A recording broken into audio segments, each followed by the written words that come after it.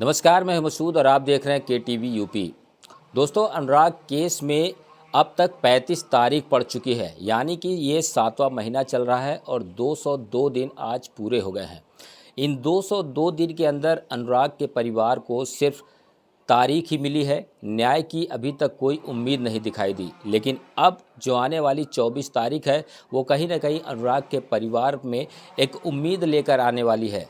24 मई को final date पड़ी है। तहसीलदार ने फाइनल डेट फिक्स की है कि इस बार जो है अनुराग के केस की जो फाइल है या तो उसे बंद कर खारिज कर दिया जाएगा या फिर जो लालता का साम्राज्य है उसे बुलडोज़र चला के उसे ख़त्म कर दिया जाएगा या फिर उसमें तारीख भी आगे बढ़ सकती है। ये तो 24 तारीख को ही पता चलेगा। आज एक बार फिर से हम अनुराग के परिवार में आए हुए हैं। अनुराग की बहन और स्वाति मेरे साथ हैं। अनुराग के पिताजी हैं, हालांकि हमारी भी बहन है स्वाति, हम भी इन्हें अपना परिवार ही मानते हैं। इनसे जानने के लिए हम आए हैं कि क्या इन्हें जो है अब क्या उम्मीद दिखाई दे रही है। स्वाति, अभी तक 35 तारीख पड़ चुकी है इस मामले में, 7 महीना हो गया भाई को गए, तो क्या उम्मीद आपको दिखाई दे रही, कुछ उम्मीद नज़र आ रही 24 तारीख में?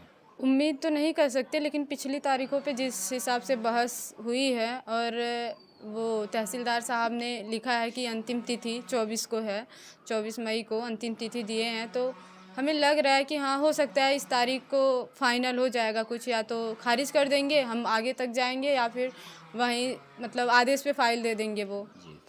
और हमें तो पिछले कई महीनों से, मतलब जब से घटना हुई है 6-7 महीने से लगभग, हमें तारीख पे तारीख अंतिम तिथि, न जाने कितनी अंतिम तिथि हमने देखी है। और बस ऐसा लग रहा है कि हाँ, हो सकता है और नहीं भी हो सकता, क्योंकि ये मामला अब उन्हीं के हाथ में है, तो वो जो चाहे वो करेंगे। क्या लग रहा है, 35 तारीख हुई और आपने अभी तक जितने भी बयान दिए उसमें यही कहा कि मुझे उम्मीद नहीं दिखाई देती, तो अब क्या लग रहा है? उम्मीद तो नहीं है, हाँ, एक मतलब ऐसा लग रहा है पिछली तारीख पे जिस हिसाब से बहस वगैरह हुई है, तो मुझे लग रहा है कि हाँ, हो सकता है कि कुछ हमारे हित में फ़ैसला सुना देंगे।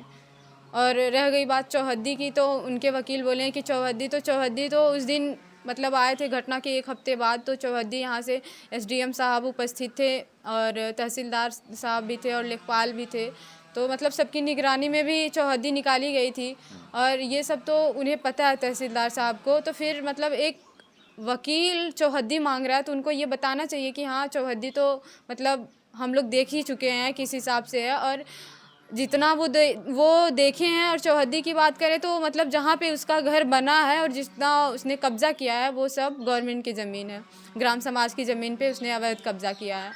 तो अगर उनको अपनी ज़मीन खाली कराने में इतना वक्त लग रहा है, तो अगर कोई मतलब किसी के नाम की ज़मीन हो, उस पर किसी का निर्माण हो अपनी ज़मीन पे, तो ये खाली करवाने में कितना समय लगाएंगे। और ऐसे अपराधियों को मतलब बार बार मौका देना, हर तारीख पे उनको नया मौका देना, तो हमें तो लग रहा है कि कहीं ना कहीं इनके मन में ये चल रहा था कि धीरे धीरे मामला ठंडा पड़ जाएगा, फिर कोई क्या कर लेगा हमारा। ये 2 बेटियां और माता पिता क्या कर लेंगे, बहुत करेंगे, रोएंगे बिलखेंगे और कहाँ जाएंगे। मामला ठंडा हो गया, कोई सुनने वाला नहीं है। तो फिर इस तरीके से तो कोई भी कब्जा कर सकता है किसी की ज़मीन। जी बिल्कुल वही हो रहा है। आज इसने कब्जा किया है, न जाने अभी मतलब बस ऐसे निकाला जाए तो हर गांव में देखिए 2-4 घर ऐसे हैं कि जो अवैध निर्माण किए हैं गवर्नमेंट की ज़मीन पे। लेकिन क्या है कि सब इसके जैसे उतावले हो कि ऐसे मर्डर नहीं करते हैं। ये तो हत्यारा था, हाँ, कहीं ना कहीं इसके पाप का घड़ा भी भर गया था कि हाँ चलो मेरे भाई से ही निकला, सही है, बट ऐसे मतलब जो कानूनी प्रक्रिया वो ऐसे स्लो चल रही है, तो ये नहीं होता ना, ये बर्दाश्त ही नहीं होगा। देखिए जो भगवान बनाए होते हैं ना, वो बर्दाश्त हो जाता है। अभी भाई को कुछ हुआ होता वो चीज़ें अलग थी, लेकिन ऐसे ऐसे किसी का मर्डर कोई कर दे, ये नहीं बर्दाश्त होता है। और इसमें साथ में हम तो यही कहेंगे कि कहीं ना कहीं प्रशासन भी इनका सपोर्ट कर रहा है, उस दिन से मैं देखती आ रही हूँ। तो इनका यही मानना होगा कि या तो ये खारिज कर देंगे या तो ये मामले को दबा देंगे, ऐसे ठंडा पड़ जाएगा मामला। अब उनके हाथ में, वो जो चाहे वो कर सकते हैं। तो क्या अधिवक्ता जो है सतवीर सिंह और तमाम अधिवक्ता इस बार पिछली तारीख को बहस करते हैं उनसे तहसीलदार कोर्ट में, तो ये क्या नहीं लग रहा कि क्या इस बार फिर से अधिवक्ता वहाँ पर मौजूद रहेंगे और वो लोग अगर ऐसा कुछ करते हैं तो उस पर बोलेंगे? देखिए जितने भी अधिवक्ता हैं हमारे इधर से, मैं उन लोगों का धन्यवाद करती हूँ, क्योंकि वो अपनी तरह से पूरी कोशिश कर रहे हैं और लगे हुए हैं वो लोग। लेकिन जो मेन है तहसीलदार साहब है, जो उनके हाथ में, अभी आप ही नहीं करेंगे तो फिर हम क्या कर सकते हैं। हमारा जो काम है हम तो वो करेंगे ना। हमारा काम है आपको कहना, चिल्लाना, तो आप आपके हाथ में जो है फाइल आपके हाथ में है, आपको हस्तलिखित करना है, उस पर अंतिम तिथि है कि मतलब फिर आगे की कार्यवाही होगी क्या कैसे। तो जब आप नहीं करेंगे तो हम जितना हमारा है हम उतना ही कर सकते हैं ना। अच्छा, जैसे तहसीलदार ने अभी दिया कि ये आखिरी तारीख हम दे रहे हैं, क्योंकि पिछली तारीख में अधिवक्ता जो थे वो लोग वहाँ पर लंबी बहस करते हैं, शोर शराबा काफ़ी कोर्ट के अंदर होता है, हंगामा होता है, तब जाके फैसला लेते हैं। तो क्या ये नहीं लग रहा कि यही काम तहसीलदार पहले भी कर सकते थे? जी बिल्कुल कर सकते थे, क्यों नहीं कर सकते थे। इतना लंबा खींचने का मतलब है कि धीरे धीरे मैटर ठंडा पड़ जाएगा। और अगर उनको खारिज करना रहता तो ये पहले भी कर सकते थे। और अगर इनको इस पे कार्रवाई करनी रहती, आगे आदेश पे फाइल देनी रहती, तो ये मतलब 6-7 महीने पहले भी कर सकते थे, 6 महीने पहले। और इनको ये कहीं ना कहीं इनके मन में यही चल रहा था कि धीरे धीरे ये मामला ठंडा पड़ जाएगा और फिर कोई बोलने वाला कहने वाला रहेगा नहीं। तो ऐसा तो नहीं लगता कहीं किसी का इस पर दबाव हो पीछे या कुछ? देखिए, हम अपने मुंह से तो नहीं कर सकते, लेकिन जिनका दबाव है उनकी अंतरात्मा जानती होगी कि हम मतलब इतनी बड़ी घटना होने के बाद भी इन अपराधियों का साथ दे रहे हैं।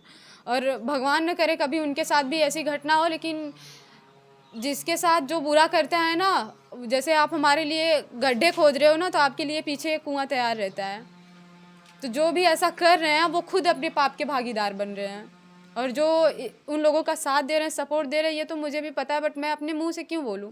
ये तो मतलब उनकी अंतरात्मा जानती है कि वो कितने सही और कितने गलत हैं और कर क्या रहे हैं। एक आखिरी सवाल आपसे स्वाति लेना चाहेंगे कि उस घटना के दिन को तो याद नहीं करना चाहिए, लेकिन जिस टाइम ये घटना हुई थी उस दिन एसपी, डीएम, यहाँ तक कि आपके बगल के एमएलए हैं जो जगदीश नारायण राय, वो भी पहुँचे थे। और हम लोगों को जहाँ तक जानकारी कि आप लोगों ने वो उस दिन अगर किसी का कहना माना तो सिर्फ उसी एमएलए का कहना माना था।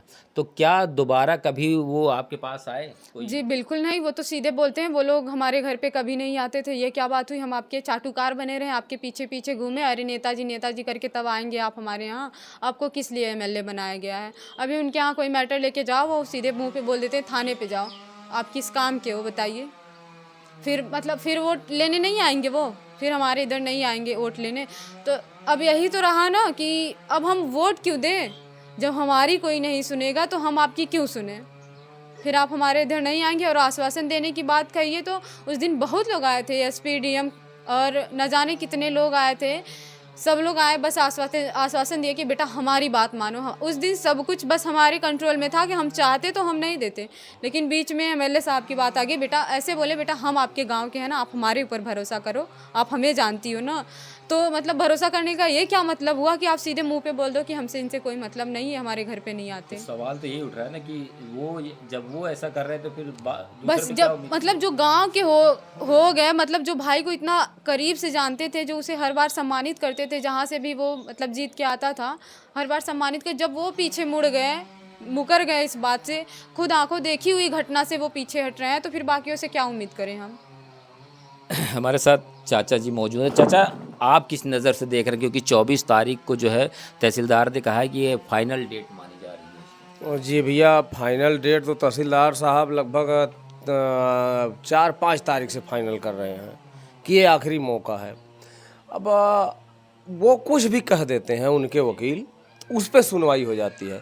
अच्छा सोचिए आप, गवर्नमेंट की ज़मीन है, गवर्नमेंट खुद खाली करा, उसके बाद मैं अधिवक्ता अलग से करके रखा हूँ, प्राइवेट करके रखा हूँ, और वो गवर्नमेंट का ही फ़ायदा है, फिर भी सुनवाई नहीं हो रही है। तो इस चीज़ को मैं क्या बताऊँ, आप बताइए। नहीं, 35 तारीख तो पड़ गई, लेकिन अब इस बार पूरा विश्वास दिया जा रहा है कि इस बार जो है फाइनल रिपोर्ट लगेगी, या तो लालता का मकान गिरेगा या तो उसमें जो है आपके पक्ष। जी मैं तो कहता हूँ आप खारिज कर दो कि गवर्नमेंट कुछ नहीं कर पाएगी लालता के सामने। लालता के सामने गवर्नमेंट कुछ नहीं कर पाएगी, क्योंकि गवर्नमेंट का मुकदमा है, गवर्नमेंट की ज़मीन है, गवर्नमेंट खाली नहीं करा पा रही। उसके लिए मैं अलग से प्राइवेट वकील करके बैठा हूँ, उसकी फ़ीस मैं भर रहा हूँ, और आप लोग खाली नहीं करा पा रहे हो। आप गवर्नमेंट के जो है कर्मचारी हो, तो महोदय से निवेदन करना चाहूँगा कि कृपा करके उसको खारिज कर दीजिए कि इसमें कोई दम नहीं है, इस पर कोई सुनवाई नहीं होगी। आप लिख के दे दीजिए महोदय, हमको भी संतोष हो जाएगा कि भाई इसमें कोई दम ही नहीं है। लालता के समक्ष गवर्नमेंट भी मजबूर है। नहीं, गवर्नमेंट प्रशासन को तो पता ही है कि ज़मीन हमारी है, तो फिर भी इतना लंबा टाइम वो ले रहे हैं, और अब जाके 35 तारीख के बाद अब ये कह रहे हैं कि ये फाइनल तारीख है। जी भैया, इससे पहले भी कह चुके थे कि ये आखिरी मौका है, ये आखिरी मौका है।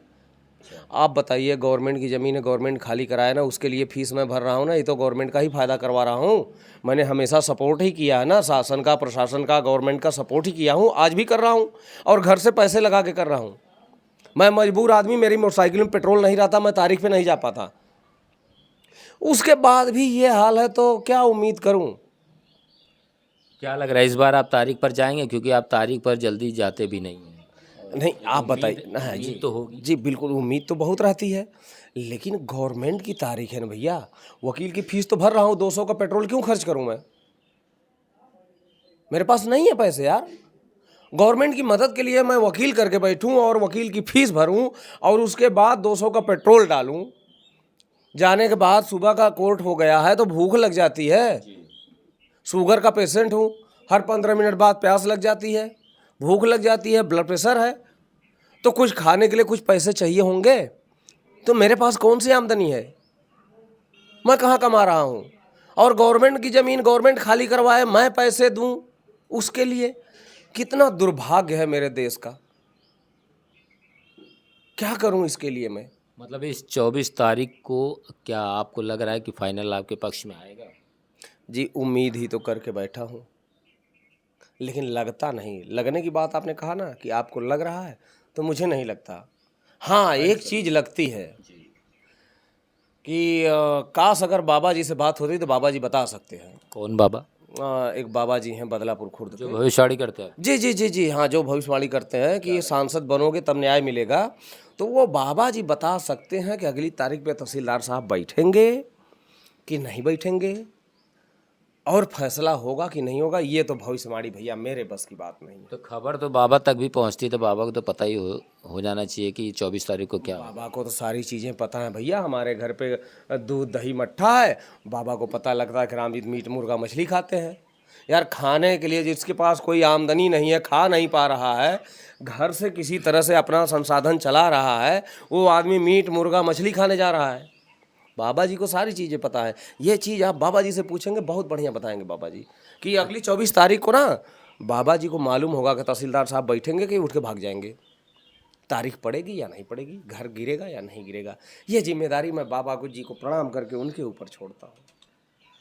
बिल्कुल, ये हमारे साथ स्वाति और अनुराग के पिता थे, जिन्होंने बताया कि जो आने वाली 24 तारीख है उस पर इनकी क्या राय है। क्या इनको 24 तारीख वाले दिन भरोसा है कि लालता का मकान गिर जाएगा, या फिर जो है तारीखों का जो सिलसिला है वो फिर से एक बार आगे चलेगा। ये तो अब 24 तारीख को ही पता चलेगा कि क्या कुछ इसमें होने वाला है।